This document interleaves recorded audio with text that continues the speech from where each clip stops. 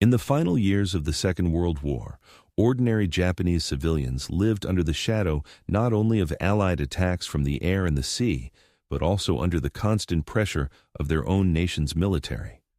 For generations, loyalty to the emperor had been presented as the highest duty, and the Imperial Japanese Army worked tirelessly to convince the population that surrender was worse than death. In towns across Okinawa, Saipan, and many of the smaller Pacific islands, entire communities found themselves caught between two terrifying prospects. On one side, advancing American forces whose strength and technology had been portrayed in propaganda as merciless and destructive. On the other side, their own military commanders who demanded absolute obedience, even when it meant sacrificing innocent lives. The Japanese army had long cultivated the image of heroic self-sacrifice.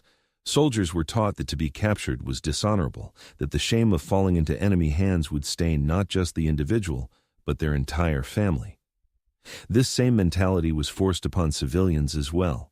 Schoolteachers, village elders, and even mothers were instructed that it was better to die together with dignity than to live under the occupation of a foreign power. The message was relentless, repeated in classrooms, in government broadcasts, and through posters plastered across walls and fences. By the time American ships and planes appeared on the horizon, ordinary people had been conditioned to believe that survival itself was treason. One of the most devastating elements of this propaganda was the insistence that the Americans would show no mercy. Rumors spread that captured civilians would be tortured, that women would be assaulted, that children would be mutilated. These horrifying claims were not accidents. They were carefully seeded by army officials to stiffen resistance and prevent any thought of surrender.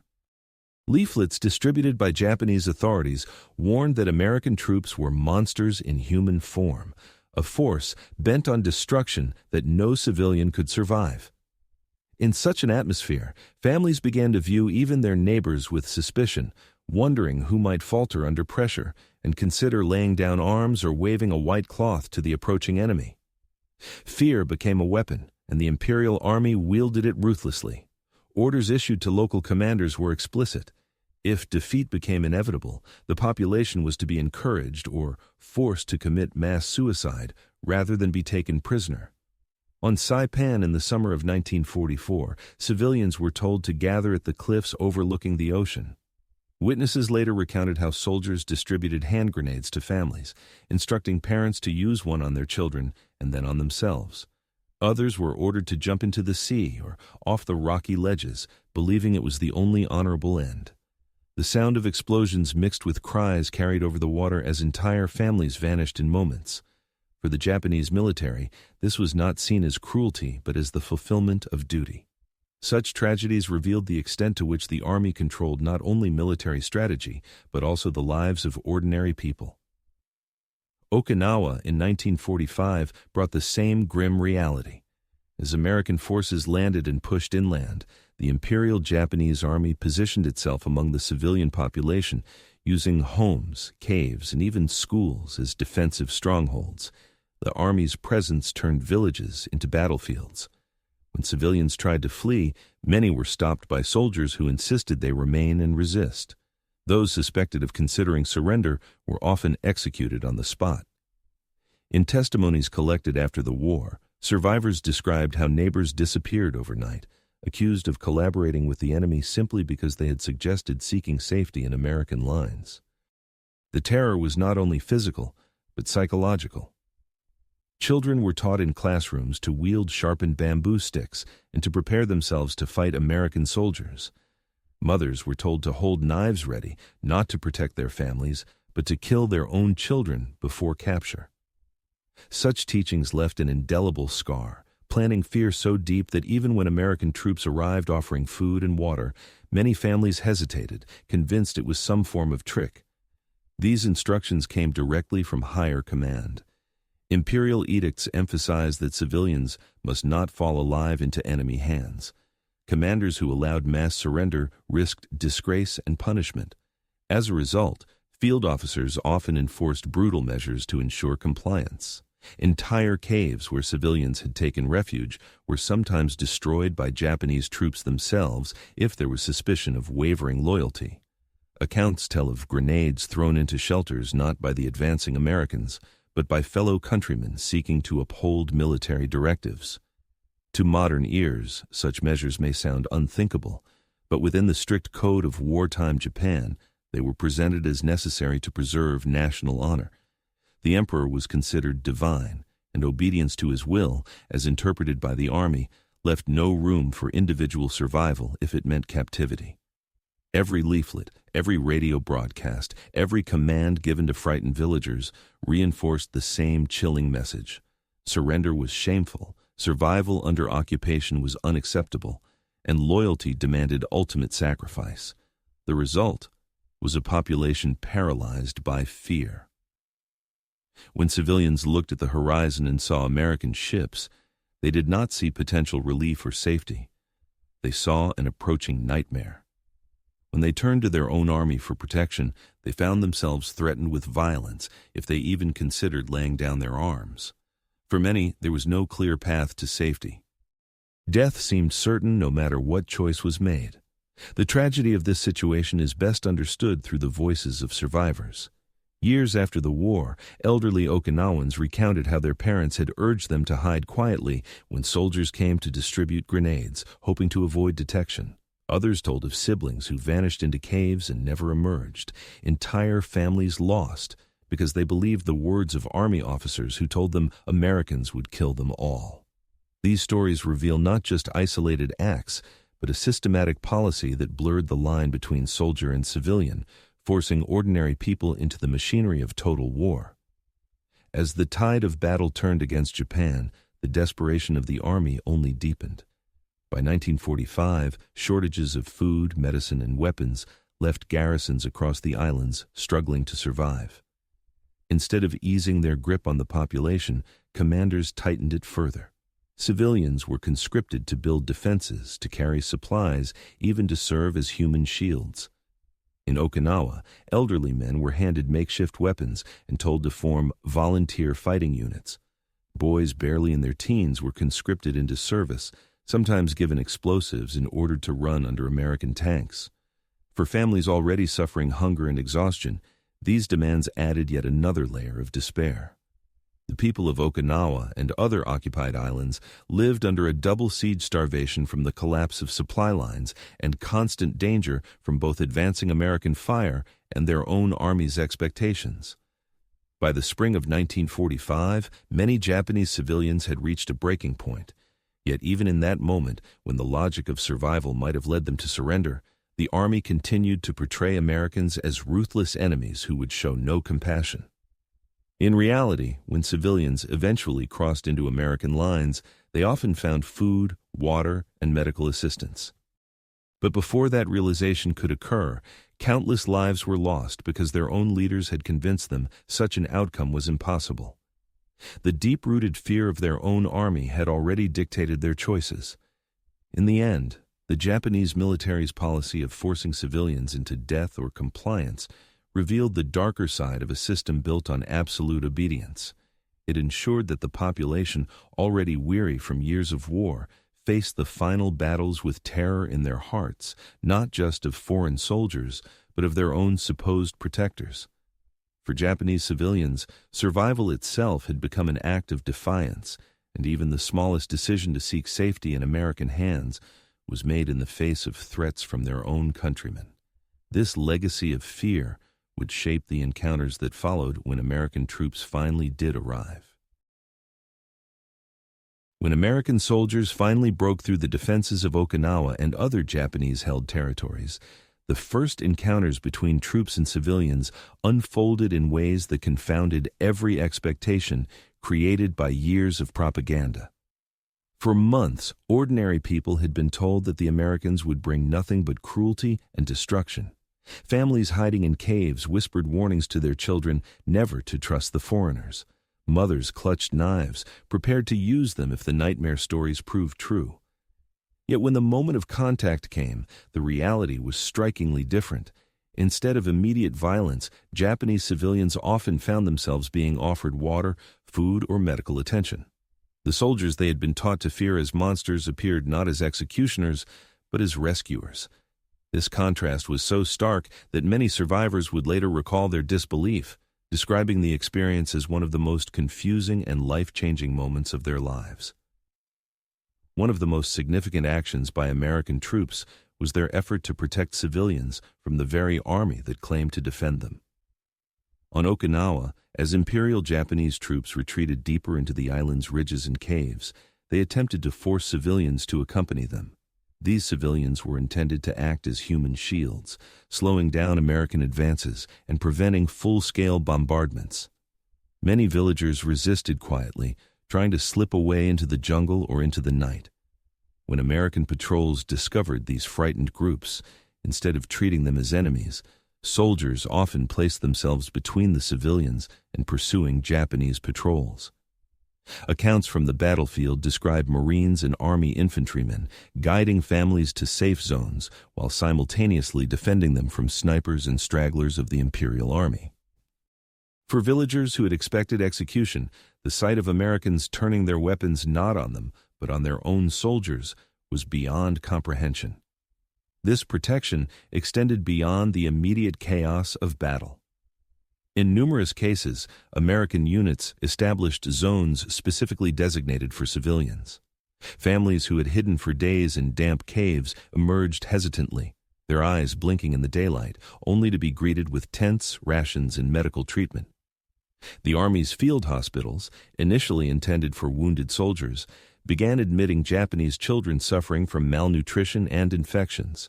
Doctors who had been portrayed in propaganda as sadistic torturers instead bent over the sick, carefully bandaging wounds and distributing medicine. Nurses, some of them barely older than the mothers they treated, held crying infants and reassured exhausted parents through gestures and smiles when language failed. Each of these moments chipped away at the terrifying image the Imperial Army had built. Perhaps the most memorable and symbolic gestures were the sharing of food. American soldiers carried K rations and C rations that, while monotonous to them, seemed like treasures to hungry civilians. Chocolate bars, chewing gum, and small tins of meat became powerful tokens of goodwill. Children who had been taught to run at the sight of a foreigner instead found themselves cautiously approaching to accept a sweet offered with an open hand. Survivors later remembered the strange mixture of suspicion and delight as they tasted chocolate for the first time, an unfamiliar luxury in wartime Japan. In many instances, these small gifts did more to bridge the divide between enemy and friend than any speech or translation could have achieved. The actions of American troops went further still.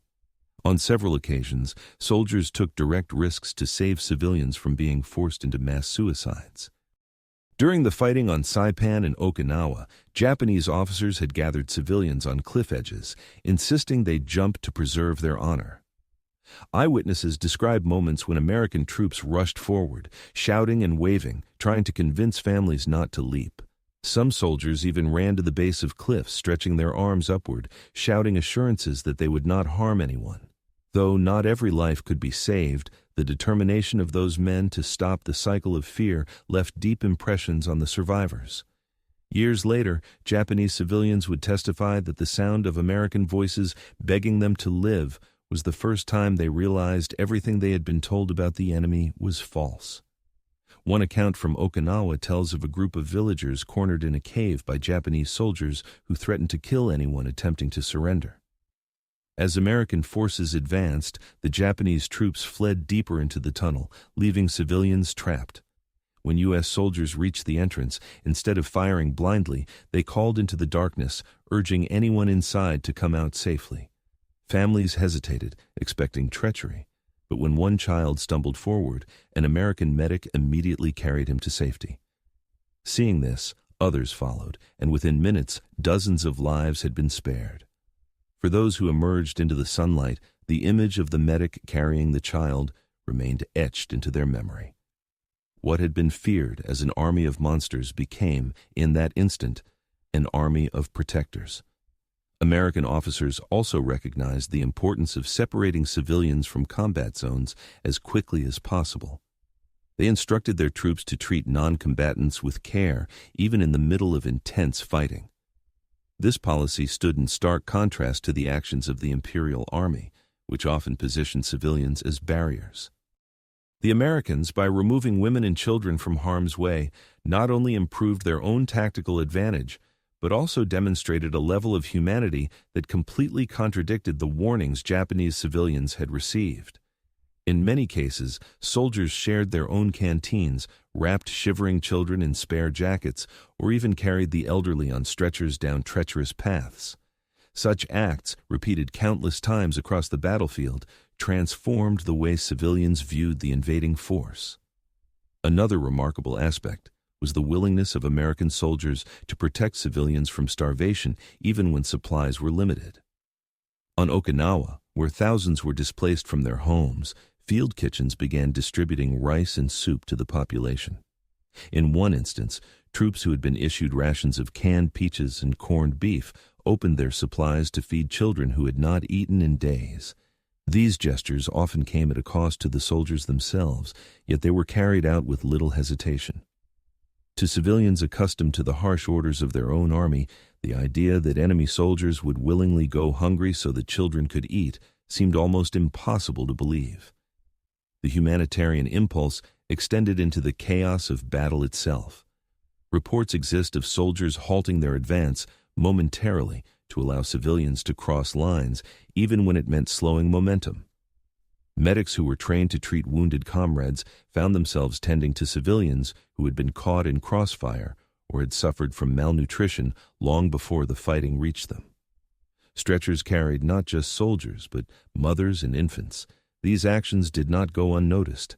Civilians whispered among themselves, astonished that the very men they had been told to fear were risking their own safety to ensure theirs. In the weeks following the main battles, American forces established organized refugee camps. Here, civilians found themselves living under the protection of the very army they had once dreaded. At first, suspicion remained strong. Families feared that food might be poisoned, that kindness was merely a trick. But as days turned into weeks, the reality of consistent care and safety slowly dissolved those doubts. Children began to play openly again, their laughter echoing through the camps. Women, once forced to prepare for their own deaths, began cooking meals with supplies handed to them by American quartermasters. Men who had been ordered to fight to the last now found work helping to rebuild shelters.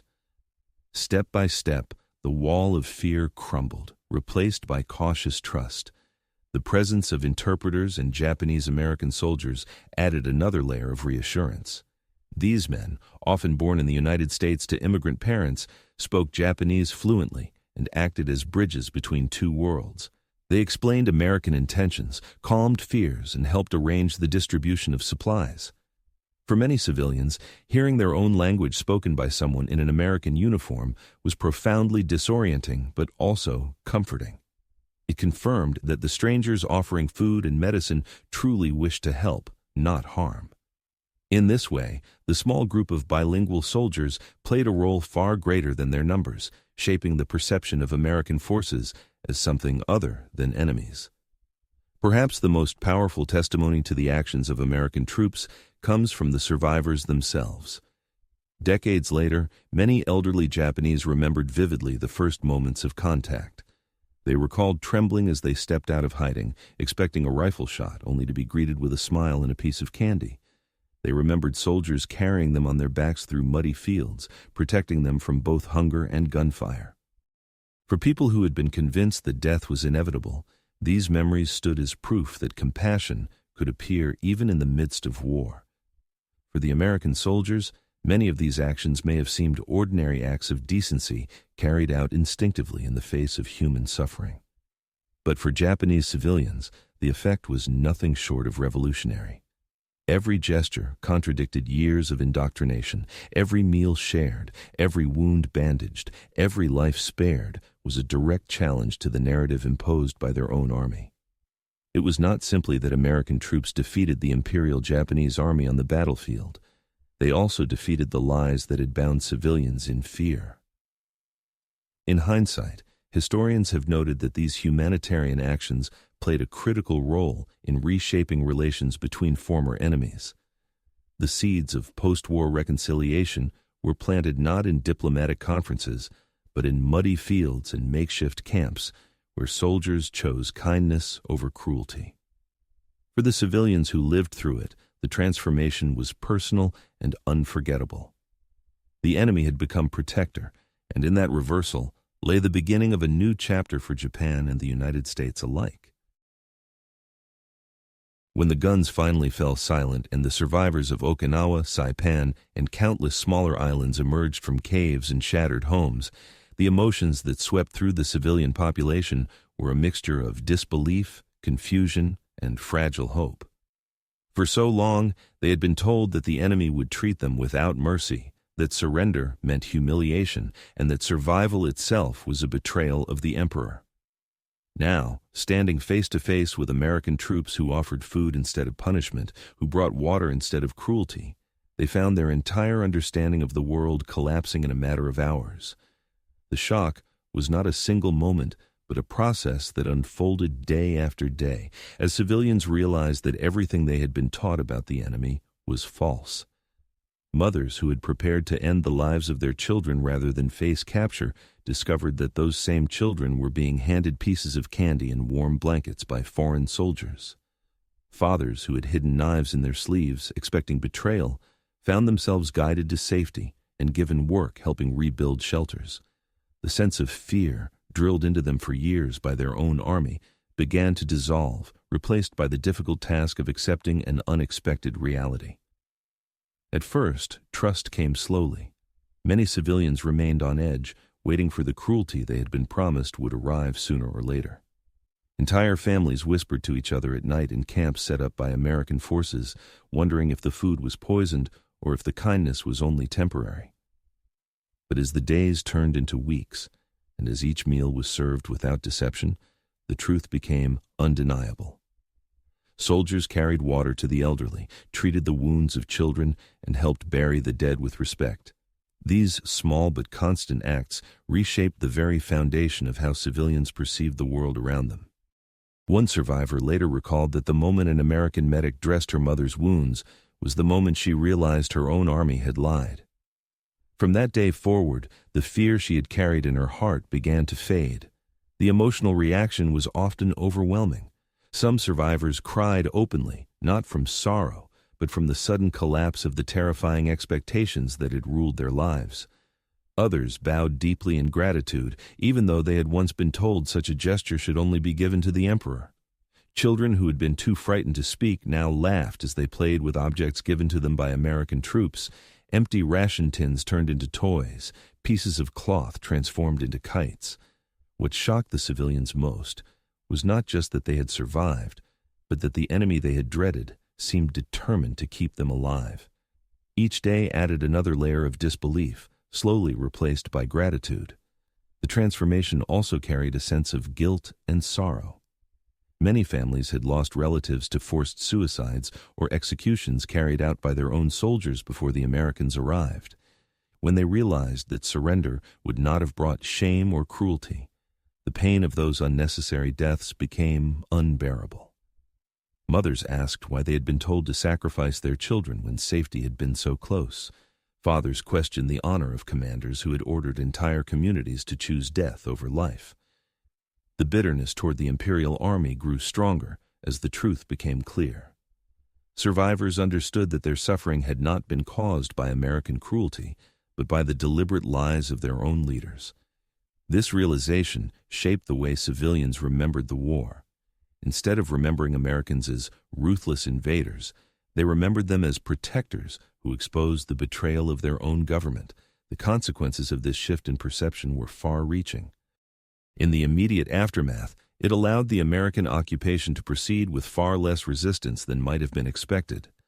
Civilians who had experienced kindness on the battlefield were less likely to resist reconstruction efforts. The cooperation of local populations was built not on fear, but on the memory of compassion. For American commanders, this became a powerful tool in stabilizing conquered territories. For Japanese civilians, it became the first step in rebuilding lives that had been shattered by years of war. Cultural values were also transformed by these encounters. For generations, the idea of honor had been tied to sacrifice and obedience. To live after defeat was considered shameful. Yet the survivors now carried a different story, one that elevated the value of life itself.